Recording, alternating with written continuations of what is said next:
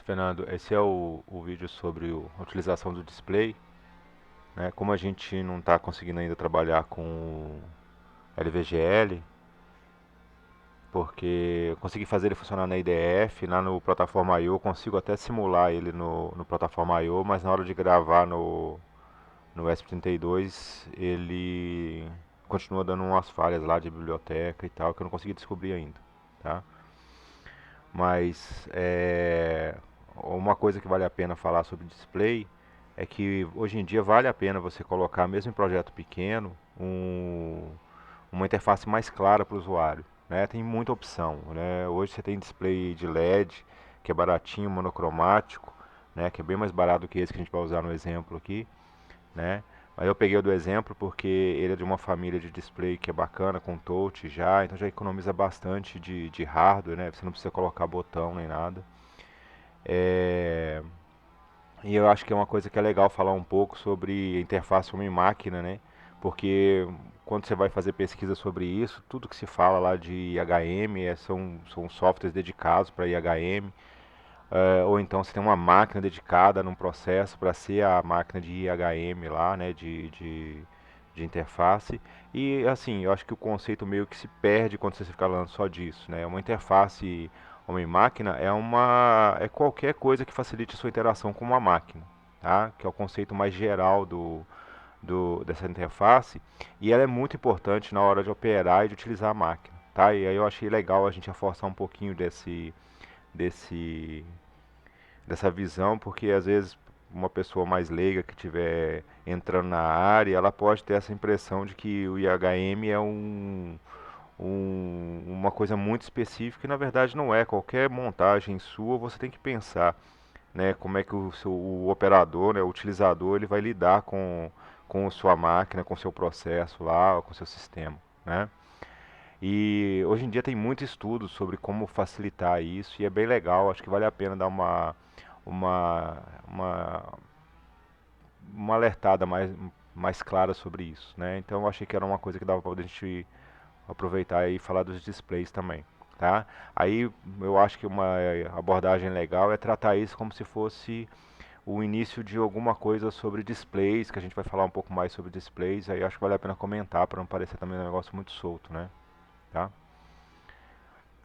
Então é o seguinte, a intenção da aula vai ser atualizar e reforçar as vantagens de implantação de display como elemento de HM, tá? Às vezes numa montagem pequena faz muita diferença você saber o que está acontecendo, o que você tem de retorno, né, do processo, para te ajudar a identificar uma falha ou em que parte da operação, em que estado o seu processo vai estar, tá? Se a gente pegar, por exemplo, lá na impressora, né, o ESP32, quando ele vai fazer lá a inicialização da placa, tá? Uma coisa que eu percebi com o tempo lá que faz falta, que a gente até colocar lá no projeto novo, era isso, saber o que ele estava fazendo, em que parte do processo ele estava na hora de acionar a impressora. Se ele estava verificando as fontes, se ele estava é, acionando o relé, se ele tinha conseguido acionar o relé. Então, um retorno disso, um visual às vezes, ou sonoro, não importa qual seja, ajuda você a entender que parte do processo está. Tá? Então, quando você vai fazer uma aplicaçãozinha pequena, às vezes você vai lá e coloca um LED. Por exemplo, aquele lá do controle remoto, né? Eu usei dois LEDs lá e pela combinação de estados do LED eu consigo saber o que ele está fazendo. Se ele conseguiu achar o Wi-Fi, se ele está tentando achar o socket, se ele conseguiu transmitir, se não conseguiu, tá? É claro, ali é um sistema bem pequenininho, né? Mas se ele tivesse um displayzinho de monocromático, OLED daqueles lá, ele não tomaria tanto recurso do sistema. Não é tão caro mais hoje em dia, talvez valeria a pena você colocar ali. Para quê? Para você ter um retorno, para saber se ele conectou no Wi-Fi, para te dar uma resposta, entendeu? Então, essa interação com o processo que eu acho que vale a pena a gente falar que hoje em dia já não justifica mais você fazer tanta economia. Assim, não é tão caro mais você conseguir colocar um displayzinho lá. Tem displayzinho bem barato, né? É, o, o Dev Kit da Realtek, por exemplo, já vem com aquele displayzinho pequenininho lá. Aquilo era ótimo porque eu colocava mensagens ali para saber o que estava acontecendo, fazia debug por ali mesmo, não precisava estar o tempo todo conectado numa serial para poder saber o que está acontecendo, tá? Então, o display ele permite que você dê um retorno muito mais claro do que está acontecendo lá e às vezes nem é tão mais caro de você que você colocar, sei lá, LED ou áudio, tá? Pode ser mais caro, né? Mas talvez nem seja tão mais caro e talvez nem tome tanto do recurso, tá? Você pode colocar lá, sei lá, um I2C, vai usar muito pouco porta do sistema, né? Você vai gastar pouca porta do sistema. Então vale a pena às vezes, você colocar, tá? Então eu achei que era legal falar sobre isso, é uma coisa que eu não vi muito por aí, né? Toda vez que você vai procurar alguma coisa em HM, você está sempre falando de um sistema muito complicado lá, com software, com não sei o que. Mas às vezes num projeto pequeno já faz bastante diferença, tá? Então é legal falar sobre, eu achei legal tratar a abordagem por aí, tá? Aí o material utilizado a gente vai usar um S32, né? A plaquinha o kit de bancada, né? Para poder montar no kit de bancada, uma fonte e um display. Aí eu peguei o display maior que tem dessa família lá, tá? Ele é o mais caro que tem. Se não me engano, tem um maior do que ele, tem 4 polegadas, tá? O maior que a gente tem aqui é de 3,5. Eu peguei o maior deles lá, do que a gente tem aqui, né? Mas existe um lá de 4 polegadas, tá? É, porque esse display ele faz parte de uma família de displays que são muito parecidos com ele, tá? Acho que do mesmo fabricante lá, sei lá.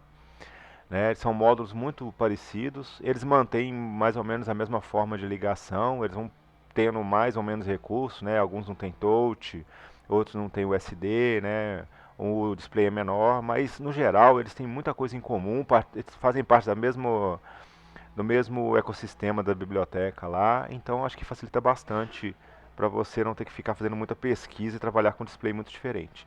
Outra coisa que eu mais pra frente vou falar é que tem um site lá que eles compilaram bastante informação sobre esses displays comuns que estão no mercado, que vale a pena o usuário que estiver usando consultar lá para poder saber as características do display dele, tá? Mas eu peguei esse daqui porque o que a gente vai aplicar para ele vai servir em maior ou menor grau para a maior parte da família dele, tá?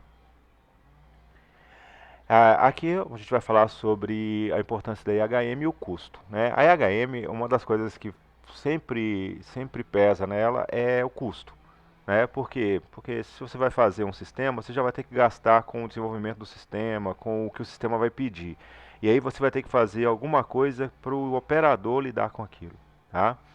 Esse alguma coisa, ele pode parecer simples, coloca um botão, coloca uma chave, mas na verdade tem que ser muito bem pensado, porque uma EHM ruim, ela pode prejudicar muito o sistema, tá? Ela pode provocar erro, pode provocar acidente, ela pode diminuir a produtividade, ela pode estressar o operador por ele ter que lidar com informação demais, por exemplo, uma tela com informação demais, ou código demais, uma coisa que não seja intuitiva. Então, assim, quem já projetou interface de software sabe os cuidados que você tem que tomar, às vezes, com um campo numérico para impedir que o cara coloque lá, sei lá, letras, por exemplo. A mesma coisa com qualquer interface com máquina, tá? Você tem que pensar o que o cara pode fazer de errado, como facilitar a vida do cara, e isso leva tempo também. Então isso tem um custo para o projeto, tá? Então, no geral, a IHM, embora ela seja bem vista e bem-vinda, na prática ela vai se tornar pesada ela pode se tornar pesada para o projeto, tá? Então o que vale a pena? Vale a pena pôr um IHM, fazer uma melhor HM possível ou fazer tipo a mínima possível? Então isso é uma coisa que você tem que achar um ponto comum para isso aí, um ponto de equilíbrio para isso daí, tá? Muita gente às vezes não entende muito claramente o conceito de HM. E HM é qualquer interface com máquina, tá? Que o operador tenha com a máquina. Então, se você está dirigindo o carro é uma máquina, você está interagindo com ele, então para interagir com ele você tem que ter alguma coisa, tem que ter uma interface, porque você não vai dizer para o carro andar. Se você tivesse que dizer para o carro andar, teria que ter uma interface para poder fazer com que o carro te entendesse. Então, assim, pode parecer meio bobo, meio óbvio, mas na verdade nem é tanto, tá?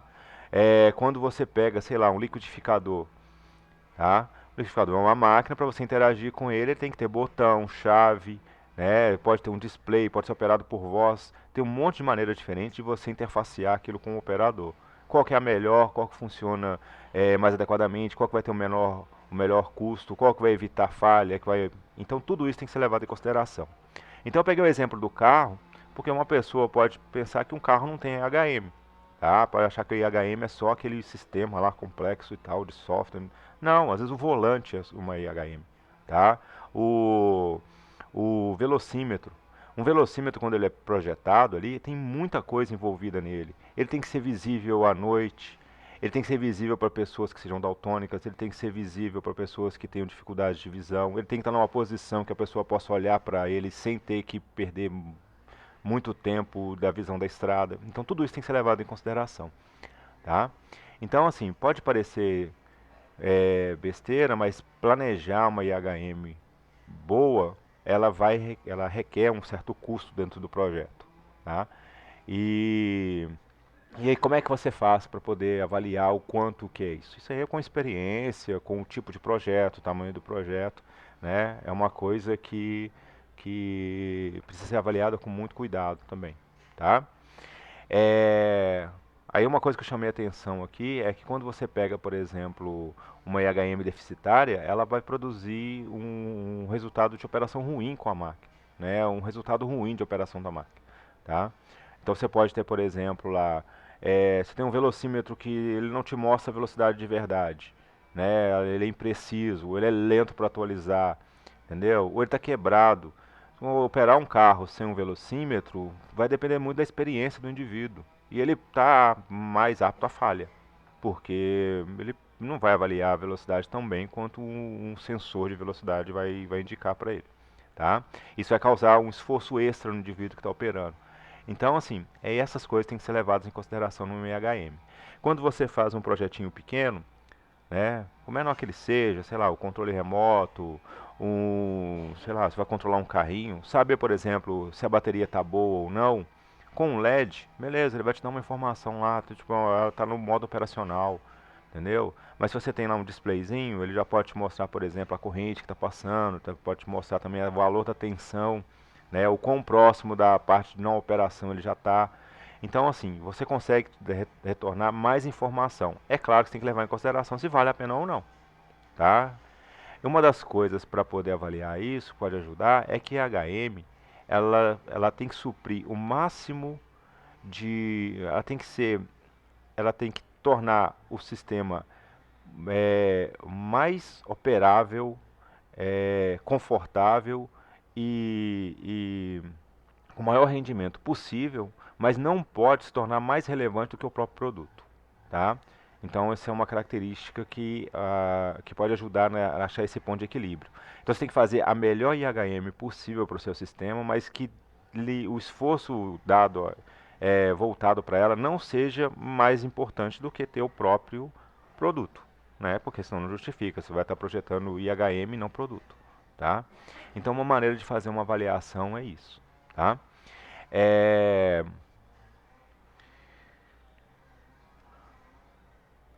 Quando a gente vai falar de IHM, por exemplo, muita coisa tem que ser levada em consideração, né? Hoje em dia tem muito estudo sobre como é que você faz um sistema ser o mais adaptável possível para uma pessoa, ter um melhor rendimento, estressar menos. Então, e muita coisa entra nesse meio. Então, por exemplo, a ergonomia, né? A forma como ele vai lidar com isso durante o trabalho. É, a psicologia comportamental vai dizer como é que ele vai reagir a um certo estímulo, por exemplo, se um alarme tocando o tempo todo vai fazer diferença ou não para ele, pode estressar mais e confundir ele mais do que um alarme que pode soar de tempo em tempo. Então tudo isso tem que ser levado em consideração e hoje tem muito estudo sobre isso. A gente vê, por exemplo, lá em aviação, por exemplo, né, que eles se preocupam muito como o piloto vai ter que lidar com isso, né? Fisiologia, por exemplo, a maneira como o olho funciona, por exemplo, a maneira como uma pessoa procura informação numa tela, tudo isso hoje em dia é levado em consideração. Então, assim, é uma área bem vasta, né? Não dá pra gente tratar de HM muito facilmente assim, né? Tem muita coisa envolvida, muitas áreas que são envolvidas hoje em dia para poder permitir que você tenha uma interface é, melhor entre homem e máquina, tá? Então, assim, a gente falar um pouquinho dessa importância da EHM, tá? A vantagem hoje em dia de colocar ela em pequenos projetos é para poder aumentar essa interação, facilitar essa interação. Então, o que você puder fazer para poder deixar o seu sistema mais operável e facilitar a operação dele, hoje em dia, mesmo um projeto pequeno, vale a pena, tá? E melhorou bastante, porque há alguns anos atrás, sei lá, uma década atrás, assim, era inviável você pensar em colocar um display num projeto qualquer. Hoje você consegue colocar, sei lá, muito facilmente um displayzinho lá pequeno de LED num, num projeto e por um custo bem acessível, assim, tá? Bem proporcional ao projeto, tá? Então, com essas vantagens, né, das últimas décadas, essa melhora no mercado de eletrônica, né, de componente, de dispositivo, facilitou bastante. Hoje em dia vale mais a pena você fazer isso. Então, às vezes fica tão caro quanto às vezes colocar lá um conjunto de LED, tá certo? A gente vai mostrar como exemplo o display de LCD, tá? E aqui a gente vai fazer o seguinte, nós vamos usar esse display para mostrar um esquema de ligação que é bem comum para a família inteira dele, tá? Nós vamos usar ele como exemplo, tá? E vai funcionar como se fosse uma maneira genérica de você montar e testar, porque uma coisa que é bem ruim quando você trabalha com esses displays é que esses módulos eles vêm com muitos dispositivos juntos. Então é mais de um dispositivo no módulo. Então você tem lá o cartão SD, você tem o display, você tem o touch. São todos dispositivos independentes que estão participando do mesmo barramento. Então, quando você vai montar isso e tem algum problema, é muito chato você conseguir identificar o que está dando errado. Qual dispositivo está errado, se é algum problema na comunicação do, do barramento, se é no SPI, no I2C, não importa. No caso, a gente vai usar o SPI, tá? Então, o que a gente vai fazer é tipo uma receitinha para que você possa aplicar num display, tá? Como seria mais ou menos o procedimento para você verificar, tá? E vai servir para a maior parte dos displays dessa família aqui. Eu não testei com todos, porque não dá tempo de testar com todos, mas eu testei com dois deles, tá? E os outros que tem aqui, eu olhei lá, eles são compatíveis, então assim, embora eu não tenha testado com eles, deve funcionar com eles sim, tá? Mas é como se fosse uma porta de entrada que facilita e vai juntar algumas informações que eu achei muito separadas pela internet, tá? Então a gente meio que dá uma compilada nisso aqui, tá? Então fica como uma referência para ajudar.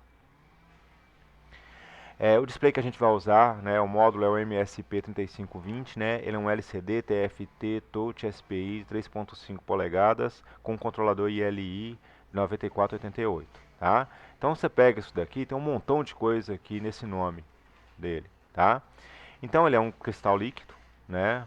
Isso é tudo até aí tudo bem. Ele utiliza uma tecnologia TFT, que é uma tecnologia em que os pixels são controlados por transistores e os transistores aqui não são feitos em, em wafers de silício, tá? Então você não usa silício aqui. Na verdade, você usa uma deposição de materiais aqui e transforma você faz transistores depositados no vidro numa camada muito fina, tá? Daí o nome TFT, né, que significa Thin Film Transistor, que é um transistor de filme fino, tá? Esses transistores são depositados no vidro, um processo de deposição lá bem sofisticado, embora não seja o mais moderno, mas né, já existe desde 2004, se não me engano, tá? Mas ele permitiu que você tivesse uma melhora muito grande, né, no desenvolvimento dos displays de LCD, tá? Então mudou a maneira, né, transformou os LCDs de uma matriz passiva, que era antiga, para uma matriz ativa. Hoje você consegue controlar melhor é, o cristal líquido aqui, né, os pixels aqui, tá? De maneira independente também, tá? Para poder controlar isso, né, controlar esses transistores, né, você precisa de um driver. Aí o driver que a gente usa, né, é um SOC, né, dedicado, né, um System on Chip, né, um driver lá dedicado para isso. Ele é feito, foi construído para isso, tá? Que ele é da Ilitech que é o ILI 9488. Então, quando você muda de um display para o outro, vai mudar o controlador, porque esse controlador ele é para uma tela de LCD TFT de 480 por 320. Tá? Quando você trabalhar com resoluções menores, você vai ter o outro controlador. Tá? É, então, na hora de você selecionar na biblioteca, você precisa saber qual é o controlador, tá? Lá mais um pouquinho para frente a gente vai falar de um site que tem lá muitas informações sobre o display e isso ajuda também a identificar qual é o controlador que você tem que selecionar, tá? Embora eles sejam parentes, né, também é uma família de controladores com esse, tem outros controladores também de outras empresas, né? Eles nem sempre são compatíveis, a biblioteca conversa diferente com cada um deles, tá? Então é bom saber qual controlador que está usando, tá? O outro dispositivo que está nesse módulo aqui é o controlador de touch, né, o touch da tela. Aí esse controlador é o XPT2046, também é uma família de controladores dedicados a touchscreen, né, de telas resistivas. Tá? Ele é uma tela de toque para tela de toque resistiva. Ele na verdade ele é um controlador para tela resistiva com AD de 12 bits, tá? E uma amostragem de 125 kHz, tá? Esse controlador também pode variar, tá? Então existem outros controladores de display também, tá? Desculpa, de touch. Aí aqui ainda você tem aqui tem um exemplozinho só do XPT que está soldado atrás. O controlador a gente não consegue ver porque ele fica debaixo do display aqui, tá? A gente tem também um slot para cartão SD. O slot para cartão SD, na verdade, é só um slot mesmo e tem alguns resistores lá, tipo up, down, que ele usa lá para poder controlar. E alguns limitadores de corrente lá, eu não lembro mais muito bem qual a ligação, mas são só alguns resistores a mais que tem. Então é um slot para cartão. E ele está no mesmo barramento.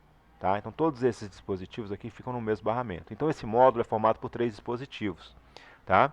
E a parte chata na hora de você montar é que você precisa aproveitar o mesmo barramento, de preferência, né, para você não gastar mais cabeamento no seu sistema.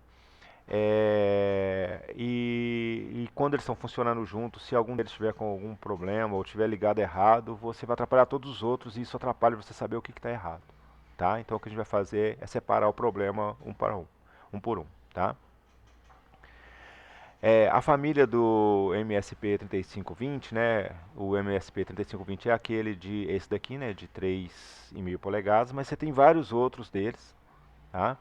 E eles compartilham mais ou menos a mesma ideia de funcionamento. É um display, aí ele pode ter resoluções diferentes, pode ter o touch ou não, pode ter o SD, o módulo SD ou não, tá?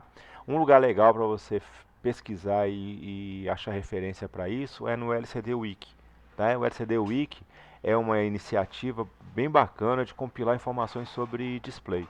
Tá? Então eles juntam muitos displays lá, colocam as informações, bibliotecas, e é bem legal lá para você fazer pelo menos aquela primeira busca rápida para você localizar com o que você está lidando, né? Com qual display que você está lidando. Lá tem bastante informação, tem esquema, tá? É bem legal, tá? Eu deixei o endereço aqui, vale a pena quem estiver usando consultar lá para ver, né? Pelo menos como um ponto de partida, tá?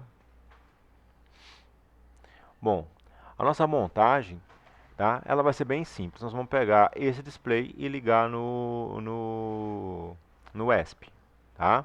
Aí nós vamos usar, a gente pode fazer isso com uma protoboard, né? Não precisa fazer, nós vamos usar na placa, tá? Então nós vamos colocar ele na placa aqui e vamos ligar, fazer as ligações aqui para a gente poder aproveitar a placa e não fazer no protoboard, né? O protoboard ainda tem um outro problema que incomoda bastante, que às vezes é mau contato e para poder identificar falha com o protoboard com mau contato, aí é complicado, tá? Fica muito complicado de achar. Fica bem chato mesmo, tá? Então vale a pena às vezes usar, nesse caso vale a pena usar a plaquinha lá, porque você consegue fazer uma medida mais direta, tá? Mesmo eu fiz na placa do senhor com o wire up lá, mas na minha eu usei cabinho lá também, porque é mais rápido de trocar, tá? Na hora de fazer o teste, então fica mais fácil. Bom, então o que a gente precisa fazer primeiro? A primeira coisa que a gente vai fazer é identificar lá no display as ligações. Então a gente tem uma região aqui de conexão que é do display, tá? Aqui tem que corrigir.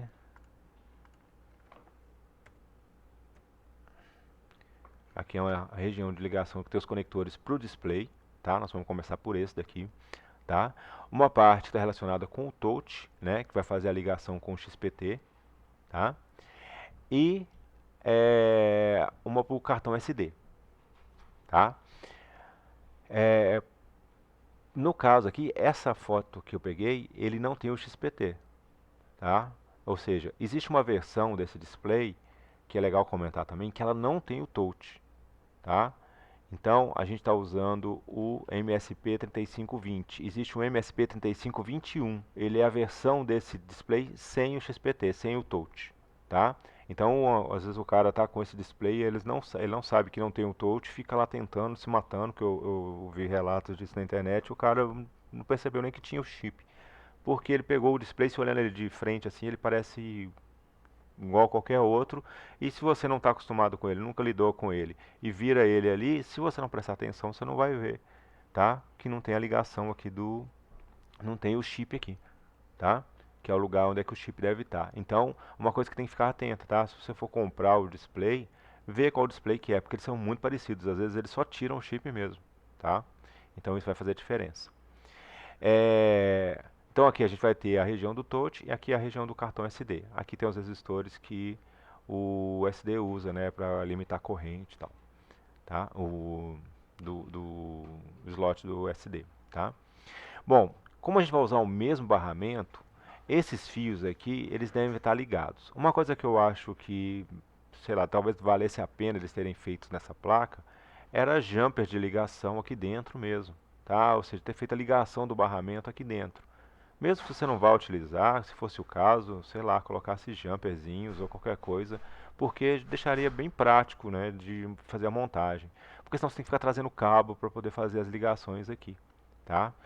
Se você for fazer isso numa placa, aí beleza, você faz a ligação pela placa e não vai ser tão ruim. Mas se você não vai usar no módulo, você fica tendo que trazer fios de um lugar para o outro. E no geral, você vai tentar aproveitar o mesmo barramento, tá? Por quê? Porque você economiza cabeamento, né? E porta do seu microcontrolador, tá?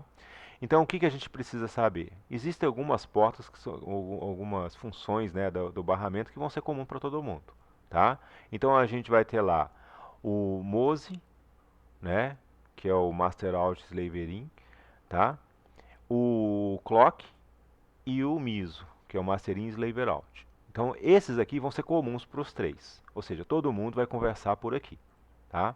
Então, a gente está vendo aqui, por exemplo, no display eu tenho o TFT MOSE, no SD card eu tenho o SDMOSE e no touch, para ajudar, eles não colocam o mesmo nome porque o touch eles consideram um tipo específico um tipo dedicado de SPI, porque tem mais função, mas embora a gente não vá usar todas, eles chamam de TDI, tá? Que na verdade é o MOSE do mesmo jeito. Tá? Então a gente tem o MOSE aqui, MOSE aqui, MOSE aqui. Esses daqui tem que ficar interligados. Tá? O MISO tem que ficar interligado em todos. Aí o MISO, no caso do display, tem um detalhe importante, que é o que faz a gente quebrar a cabeça lá quando a gente vai montar esse display aqui de 3,5. Nos outros, você pode ligar o display nesse barramento, o MISO do display no barramento. Por quê? Porque o controlador dele, segundo os relatos que eu vi, eu não verifiquei essa informação ainda, mas a maior parte dos relatos diz que o controlador desse display, ele não tem um tri-state quando não está selecionado. Quer dizer que quando você não está usando o display e está falando com outro dispositivo, né, ou seja, o chip select está apontado para outro, né, está em nível alto a nível alto, desculpa, está ativo para outro dispositivo, ou seja, eu não estou falando com o display, era para o MISO dele, né, a porta MISO, ficar em estado de alta impedância, como se ela não tivesse lá, e não atrapalharia a comunicação. O problema é que quando a gente faz essa, no caso desse controlador, a gente faz isso, a porta MISO aqui ela não é tri-state, ou seja, ela não entra com estado de alta impedância. Então ela fica fazendo parte do circuito, aterrada ao nível alto, e ela atrapalha o sinal. E aí você não consegue conversar com ninguém, tá? Às vezes você consegue conversar só com ela e não conversa com mais ninguém, ou não fala com o touch, ou o cartão não funciona, e aí o negócio fica bem confuso, tá? Então, o que a gente faz? Como a gente não precisa ler informação do display, a gente não vai ler a memória do display, a gente vai desconectar ele nesse caso aqui. Tá? Fazendo essa desconexão, não ligando o MISO, porque não tem utilidade, é quando você está lendo informação, né? Seria a saída do display, a gente não vai ler a informação do display, então a gente pode tirar o MISO dele aqui. Tá? Nas outras versões lá, pelo menos na de 2.8 polegadas lá, que eu testei, não tem necessidade. Você pode fazer que funciona, pode deixar ligado que funciona uma boa. Nessa daqui, especificamente, ela não funciona. Se acontecer esse problema nos outros, tenta desconectar o MISO para ver se não é esse o mesmo problema lá de outros controladores, tá? Mas aí, no caso, você fica sem a capacidade de ler a memória do display. Ou então você tem que fazer um circuitinho para isso aqui. Aí, no caso, a gente não fez nada, tá? Então, esse é o único detalhe, tá, do barramento. O MISO do display, no caso do 3,5, a gente não conecta, tá? Não conectando, funciona tudo normal, eu consigo falar com todo mundo lá no barramento, tá? Não tem problema, certo? Então, esses são comuns, tá? No caso do display, a gente ainda vai ter a alimentação, que vai servir para todos, o GND, que serve de referência para todos, e o display ainda tem o LED do backlight, tá? Os pinos de Chip Select, aí você vai ter que colocar um em cada, porque eu preciso selecionar cada um deles. Então o Chip Select serve para selecionar cada um deles. Então aqui no caso eu coloquei um para cada um deles. A gente não trabalhou com a interrupção do touch, tá? Mas no geral eles colocam ela na porta 25, lá é bem comum, nas bibliotecas já está na porta 25, tá? Mas você pode selecionar outra porta. Esse aqui é o lugar que você utiliza para saber se houve um toque na tela. Então você usa isso aqui para disparar uma interrupção no seu programa, para você não ter que ficar varrendo lá o tempo todo para saber se alguma coisa aconteceu, tá?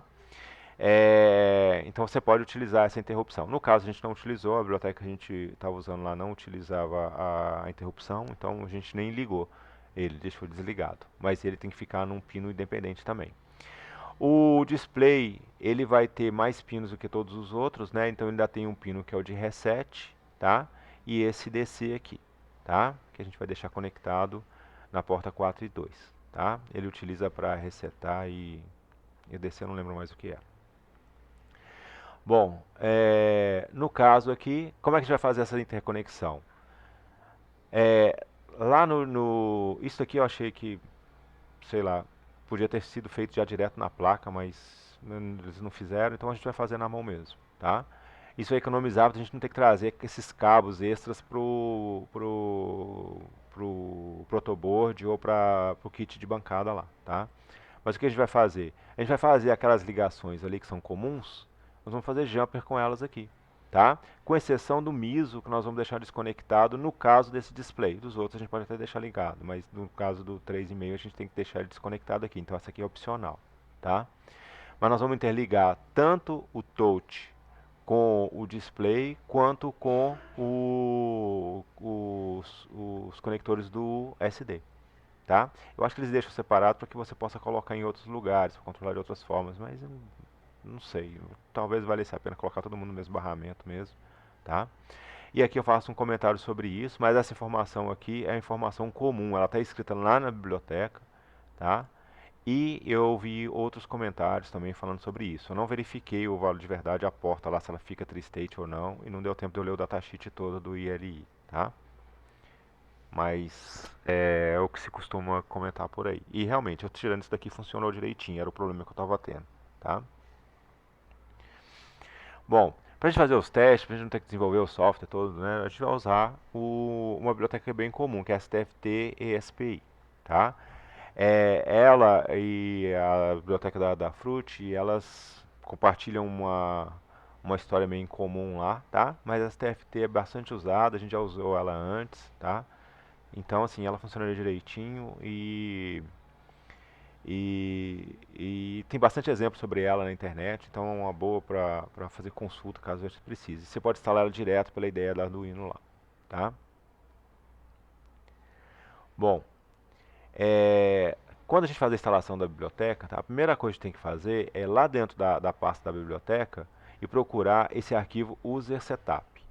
Por quê? Porque nesse arquivo usa setup é que você vai ter a listagem de configuração do display que você está usando.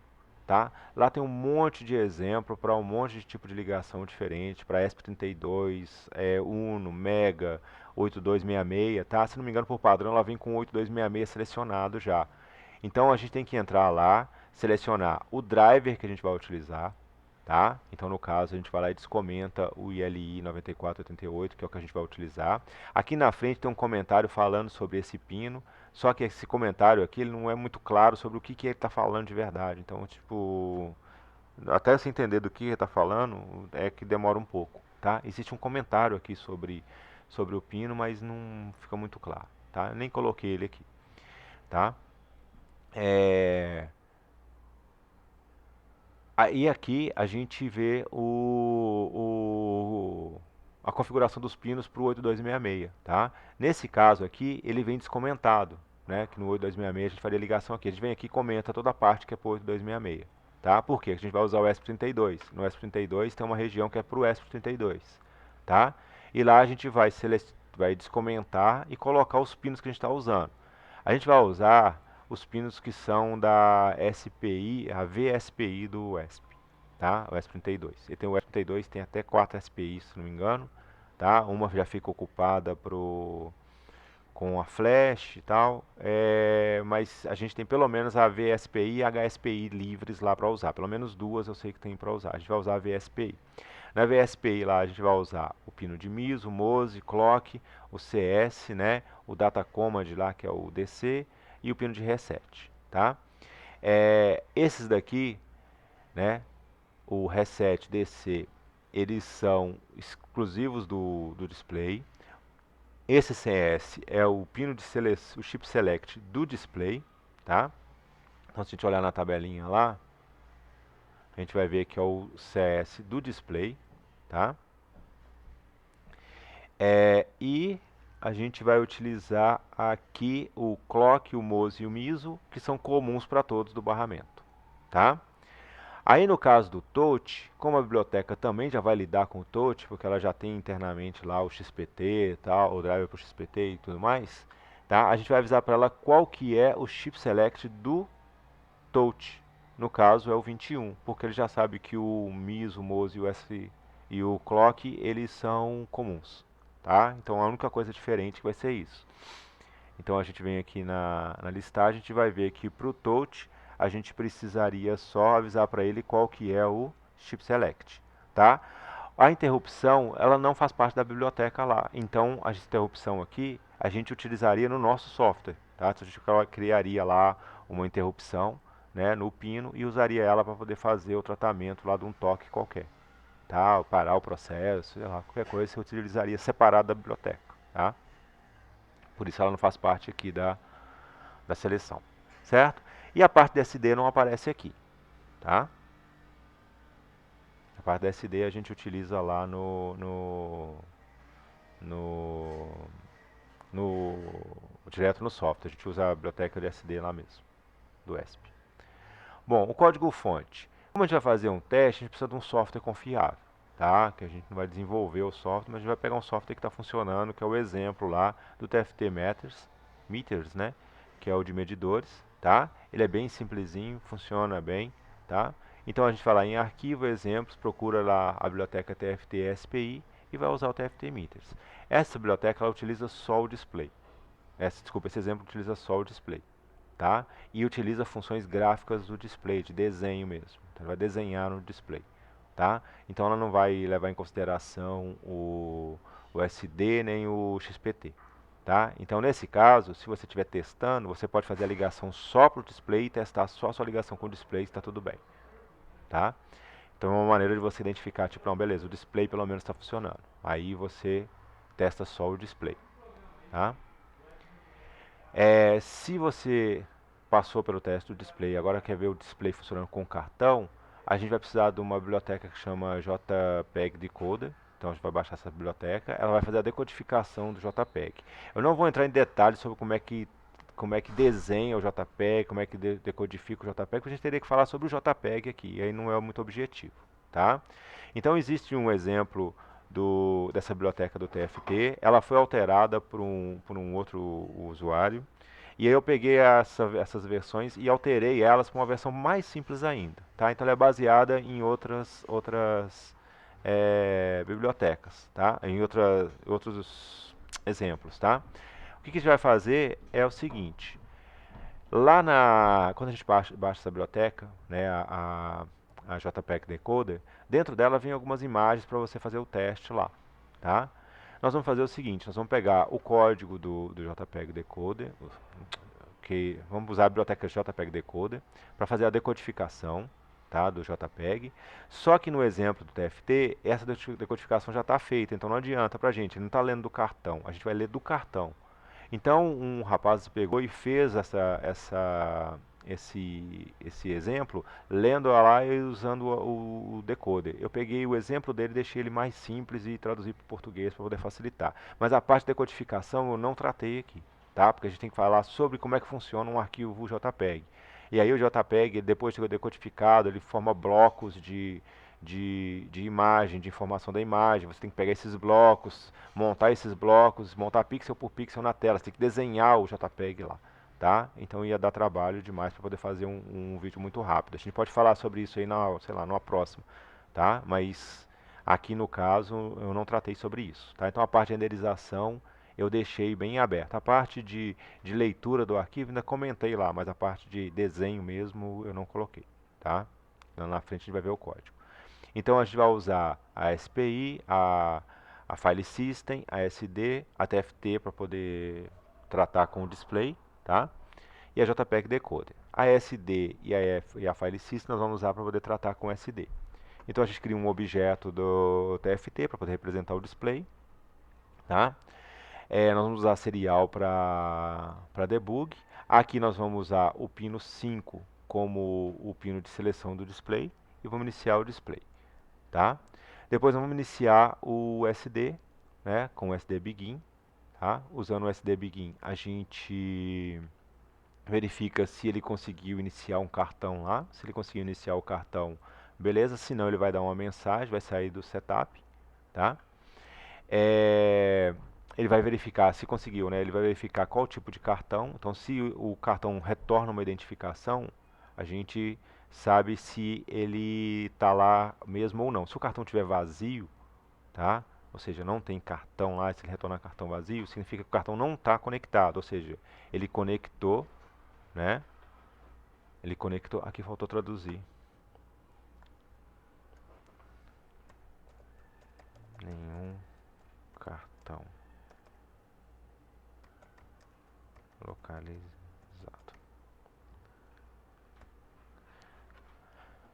Se ele der um cartão none lá, significa que se ele retornar um tipo de cartão none, significa que o cartão não está lá. Ou seja, a comunicação funciona com o barramento, né? O barramento está funcionando, o SD detectou o barramento direitinho, só que ele não achou cartão nenhum, tá? Então ele sai daqui também.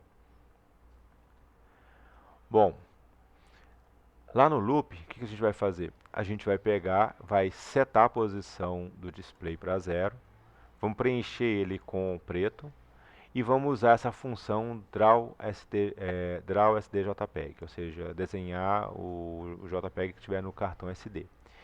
Só que esse arquivo tem que estar gravado dentro do cartão. Aí a gente tem que fazer aquela parte lá de SD que a gente já tratou no canal aqui outras vezes, né? Que tem que formatar um cartão lá com FAT para poder utilizar. Tem outros vídeos no canal sobre SD, então não tratei aqui, tá? Mas a gente vai pegar aqueles arquivos que estão lá e vai gravar eles lá dentro do cartão. Então eu peguei um arquivo lá que chama Arduino JPEG, né, EagleEye JPEG e Tiger JPEG, tá? Nós vamos usar esses arquivos, que tem que estar gravados na raiz lá, não coloquei em diretório nem nada, para a gente poder ler, tá? E passar para essa função aqui que vai fazer o tratamento do JPEG, a decodificação, e depois vai chamar a função de renderização na tela, tá? Então nós vamos chamar 3 arquivos aqui, tá? Sempre mantendo a rotação. Eu deixei a rotação da tela aqui disponível para você poder mexer depois e rodar a imagem e tal, o preenchimento, tá? Mas é bem simplesinho. E vai fazer isso a cada 2 segundos, tá? Que é só uma maneira da gente verificar. Bom, como é que ele faz o desenho? A primeira coisa, ele vai criar um arquivo, né? Um objeto do tipo arquivo, que vai ser o arquivo JPEG. Ele vai pegar o SD e vai ler esse arquivo lá, tá? O arquivo que a gente vai ler vai vir daqui, do nome que a gente vai passar. Então, o Arduino JPEG, por exemplo, é o nome do arquivo, tá? E ele vai fazer a leitura desse arquivo e vai guardar nesse objeto. Se esse objeto estiver vazio, significa que deu um erro lá, né? Deu um null, significa que deu um erro e não conseguiu ler o arquivo, tá? O arquivo não foi encontrado, certo? Então, ele não vai encontrar o arquivo, vai dar essa mensagem para a gente, vai sair daqui da função, tá? Se tudo bem, ele vai pegar, se ele conseguir ler o arquivo, ele vai pegar esse arquivo e vai passar para a biblioteca lá do JPEG Decoder. Lá na biblioteca JPEG Decoder tem uma função de decodificação do arquivo, tá? Então ela vai pegar o arquivo e vai decodificar ele num outro formato que torna possível a gente ler, tá? Esse outro formato lá é como se aí é que são os detalhes, né? Ele vai ter que ele vai formar para a gente lá tipo um conjunto de informações que vai dizer o valor de cor de cada pixel lá, tá? Para a gente poder montar essa imagem na tela, tá? Isso aí é separado em blocos lá e essa aqui é a parte que a gente teria que tratar com mais cuidado, tá? Então ele vai tentar decodificar esse arquivo. Se ele conseguiu decodificar, né, ele vai passar para o render, que vai fazer o desenho de verdade. Se não, ele vai falar que o arquivo não é suportado, que não conseguiu decodificar. Então ele retorna aqui um booleano para a gente, tá? A função JPEG render é que a gente não vai comentar, tá? Aqui a gente passaria para ela a posição x e y, para onde a gente quer começar a fazer o desenho. Porque ela tem um tantão de matemática lá para a gente poder fazer, tá? Então a gente precisa de várias variáveis que a gente vai utilizar de controle lá para saber o tamanho da. Esse MCU é tipo a unidade mínima de informação que o JPEG Decoder tira do JPEG, tá? São bloquinhos de informação que falam sobre a posição e cor e estado dos bits lá, dos pixels da imagem, tá? Então a gente teria que ver como é que é esse detalhe aqui para poder lidar com isso lá para explicar aqui na aula. E esse aqui eu não achei que valia a pena a gente tratar. A gente fala sobre JPEG depois. Mas eu deixei a função aqui para quem quiser dar uma estudadinha e mexer nela, tá? Vale a pena, tá?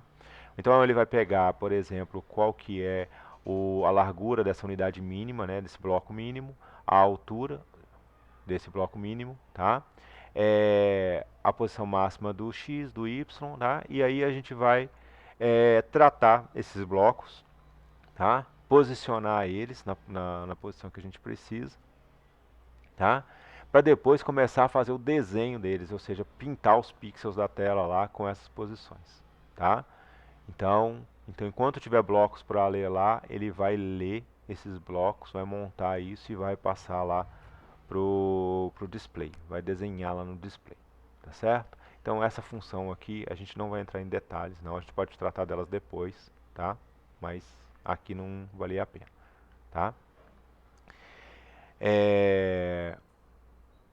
Depois que ele desenhou, né, ele colocou, né, a imagem lá, ele monta, né, um buffer lá e monta a imagem, né, pixel por pixel lá na tela, tá? A gente termina de desenhar a figura na tela lá, tá? Então a gente vai ter que ter, no caso, esses exemplos aqui aparecendo na tela. Esse daqui, né, o Eagle Eye e o Tiger aparecendo lá, tá?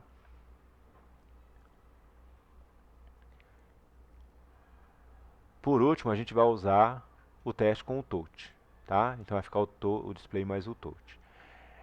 Eu não fiz um exemplo de display mais touch mais SD, porque também eu acho que se estão funcionando é só depois implementar, tá? Essa daqui a gente vai pegar um exemplo pronto também, que fica na biblioteca do TFT SPI, que chama Keypad 480 por 320, que eu acho que ela é mais interessante, tá?